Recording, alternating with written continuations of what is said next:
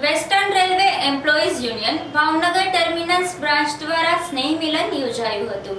Western railway employees union Bhavnagar terminus branch દ્વારા સ્નેહ મિલન તથા લાર્જેસ્ટ સ્કીમને અંતર્ગત રેલવે કર્મચારીના 23 છોકરાઓને નોકરી મળેલ છે.